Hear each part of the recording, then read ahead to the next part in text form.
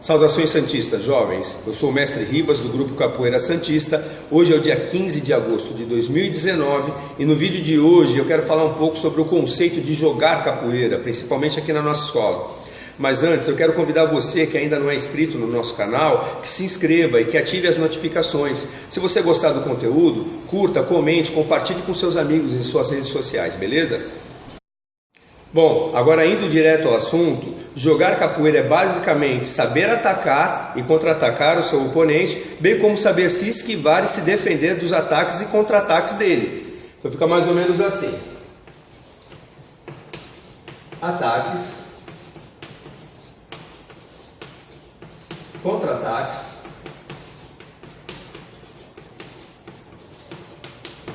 esquivas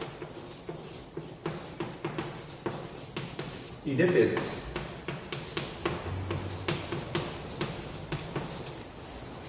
Então isso aqui é o que compõe o jogo. Agora, o que dá liga, né, o que conecta esses comportamentos durante o jogo é a ginga. E isso tudo aqui é movido pela intenção e pela necessidade.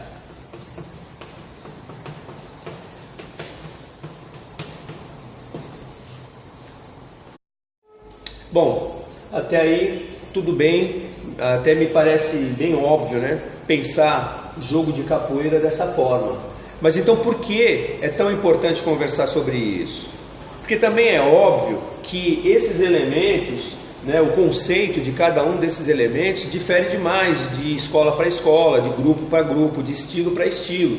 E isso implica em comportamentos completamente diferentes, né, do capoeirista em uma roda de capoeira.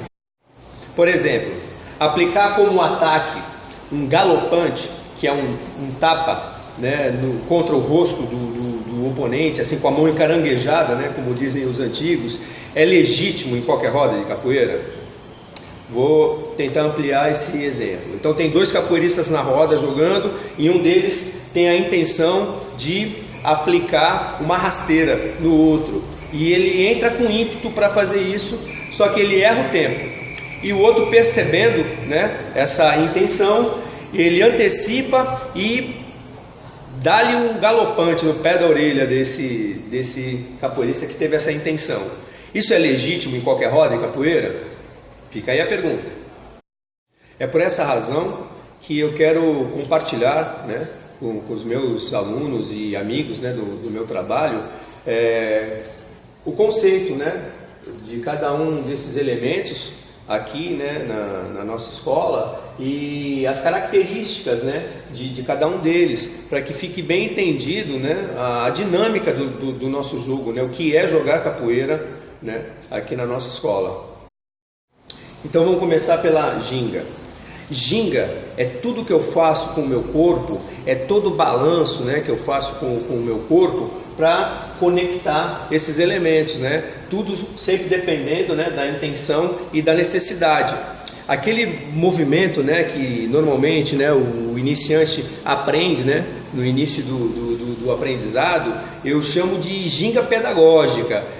Seria equivalente, né, àquele caderno pautado de caligrafia, né, que o aluno que está sendo alfabetizado, né, ele usa para aprender a escrever, né? Então, à medida que ele aprende, né, a escrever, ele não vai mais depender de margem e de pauta para ter uma caligrafia, né, harmoniosa, ter uma caligrafia bacaninha.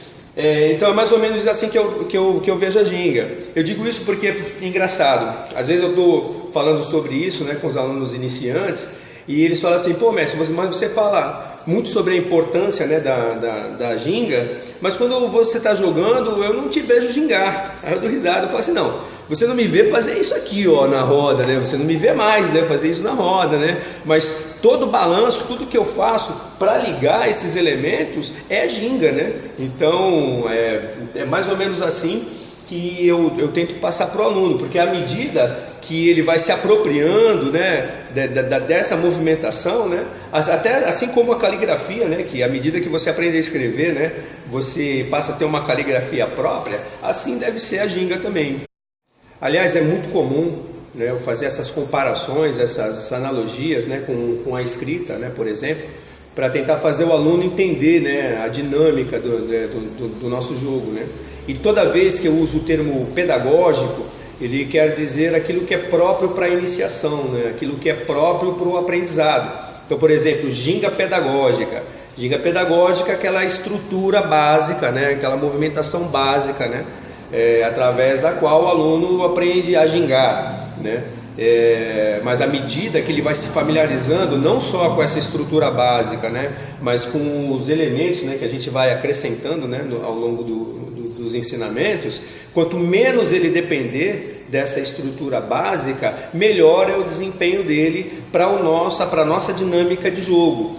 Tanto que, por exemplo, na minha primeira fase de aprendizado, quando o capoeirista, ele em determinado momento parava na roda, né, para gingar dessa forma, nós considerávamos que de repente ou faltou recurso para ele acompanhar, né, o oponente, ou ele não sabia, né, o que ele ia fazer, ou então ele estava cansado, né? Bom, vamos para os ataques. Os ataques aqui na escola, eles são constituídos predominantemente por chutes de trajetória circular na altura do rosto do oponente, né? Sem contudo concluir, né, o golpe com o contato físico, né? E é por uma razão bem simples, né? Nós não separamos os jogos, né? Não separamos, né, a roda por peso, né, e por categoria de graduação, né? Mulher joga com mulher, homem com homem. Não, a roda é livre, né? Então, nesse caso, nós entendemos que não seria justo, né, concluir o golpe com o contato físico. Então, os ataques são os chutes circulares, né, na altura do rosto, sem contato físico.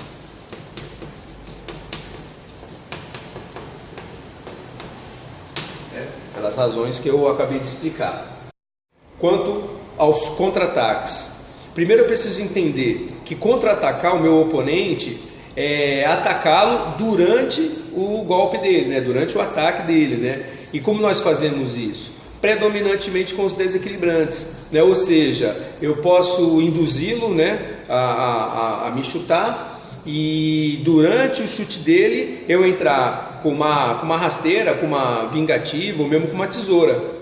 Então, contra-ataques são os desequilibrantes. Quase não cabe. Agora, esquivas e defesas. Existe diferença entre esses dois conceitos, né? Se existe, quais são essas diferenças, né? E na capoeira, tem mais esquiva ou mais defesa, né? O que você acha? Aqui na escola, eu digo mais ou menos assim: sim, existe diferença entre os dois. Porque na realidade, lógico, os dois, eles vão me safar do ataque, com a seguinte diferença: a esquiva, eu não entro em contato com o ataque. Na defesa, necessariamente sim. Como exemplo, normalmente eu pergunto para o aluno, imagina um goleiro, ele precisa defender ou se esquivar da bola? Ele precisa defender, ele precisa entrar em contato com a bola, porque se ele esquivar, no caso é gol, né? Então, essa é a principal diferença entre esses dois elementos, né? E na realidade, eu procuro ensinar para o aluno que os dois elementos estão presentes na capoeira, mas a esquiva sempre está em mais evidência. Onde está a defesa? Por exemplo, quando a pessoa está na própria ginga pedagógica, né? Quando a pessoa está aprendendo a gingar, esse braço está defendendo, ela faz uma negativa.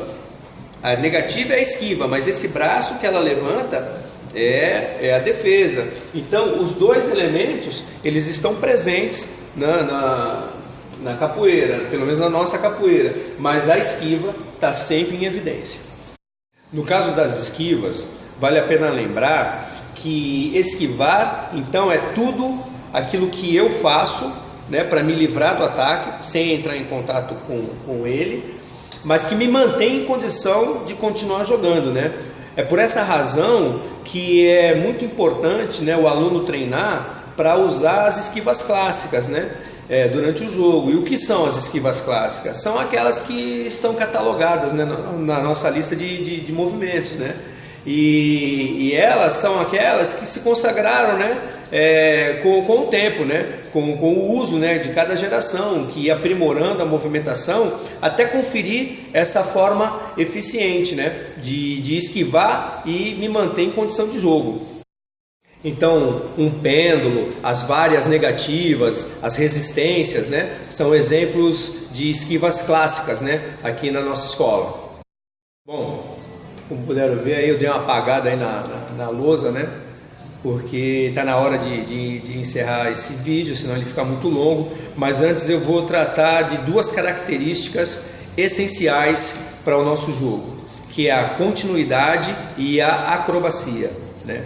A continuidade é a capacidade que o capoeirista aqui precisa desenvolver de executar os seus movimentos de maneira que o final de um já seja o início do outro, né? Como se fosse uma caligrafia, né, cursiva, onde a gente enxerga, né, nesse exemplo, cada letra, né, como se fosse em cada movimento, mas a gente não sabe necessariamente onde terminou o C para começar o A, nesse caso, né, onde terminou o A para começar o B, assim sucessivamente. A gente não sabe necessariamente, a gente vê de maneira limpa e individual cada letra, mas não sabe quando terminou uma e quando começou a outra. Então a gente procura desenvolver a nossa movimentação dessa forma, que nós entendemos que quando a gente se movimenta como se fosse assim, como eu vejo muitos capoeiristas, né, fazerem, né? Aqui a gente sabe quando começou uma intenção, quando terminou, quando começou a outra intenção, quando ela terminou, e assim sucessivamente. Então, a nossa maneira de jogar contínua é essa, independente se é ataque, esquiva, contra-ataque, etc. A gente sempre procura desenvolver de uma maneira contínua, fluida, né?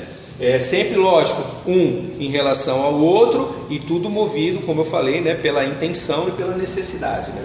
Agora, quanto às acrobacias, eu digo o seguinte. Eu vou até pegar aqui um livro. Esse livro ele foi escrito pelo mestre Valdenor, né? O presidente da Federação Paulista. Ele foi escrito em esse aqui, primeira edição de 96, né? E tem, para quem não sabe, né, eu fui campeão paulista, né, em 94, vice-campeão brasileiro.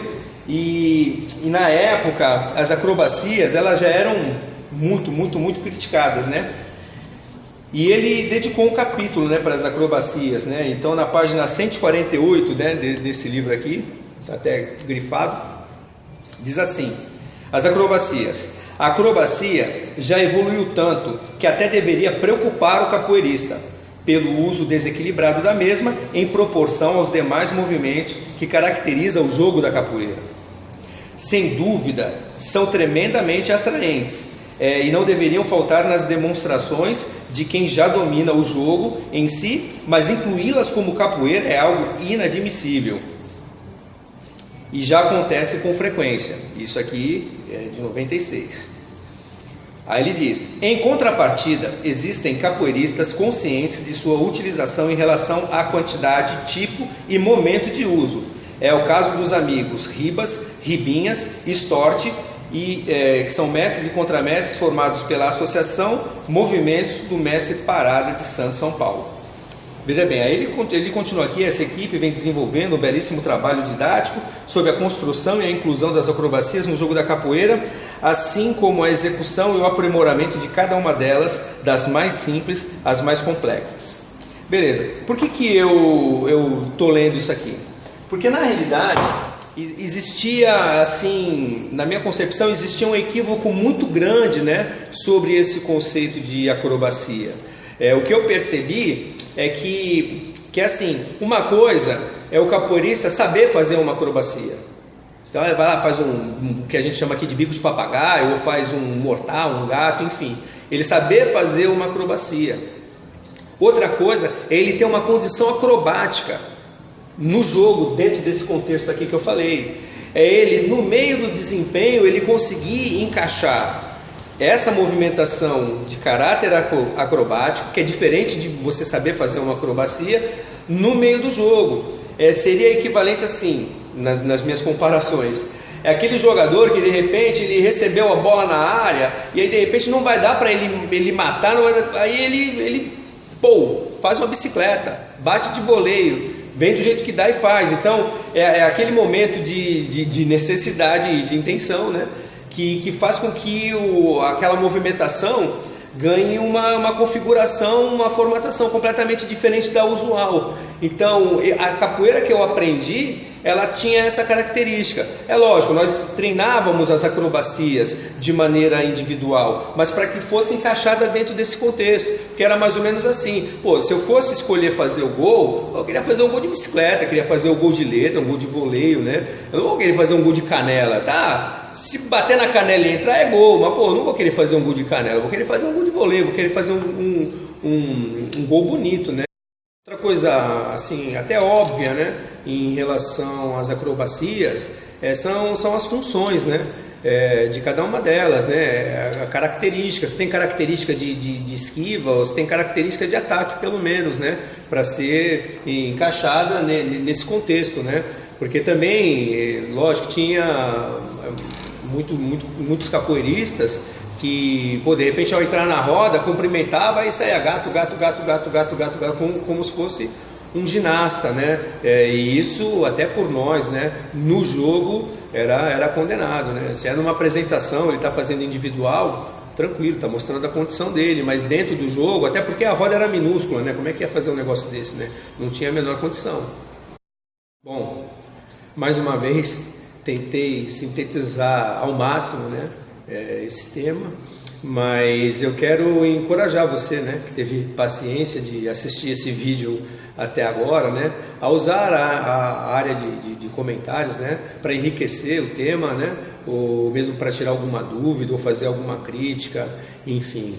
E se você gostou, né, do conteúdo, que você não esqueça de curtir e de compartilhar, né, com seus amigos em suas redes sociais, beleza?